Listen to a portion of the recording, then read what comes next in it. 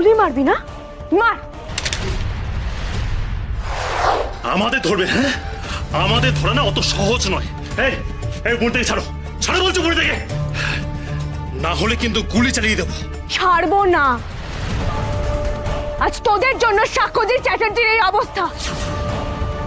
গুলি মারবি না? মার, দেখি তোর কত দম। মার গুলি।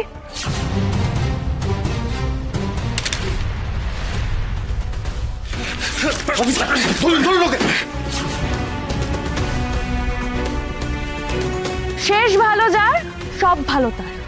খোকন আর উপনীতা দুজনেই সঞ্জনার বাবা মায়ের মুখোশ পরে আমাদের চোখে ফাঁকি দিয়ে পালানোর চেষ্টা করছিল, কিন্তু আরশির চোখে ফাঁকি দেওয়া কি অতই সহজ? ওনার হাত থেকে কোনো পাপী রেহাই পায় না, তোমরাও পেলে না। আজই ডাউনলোড করুন আর এনজয় করুন আপনার পছন্দের শো।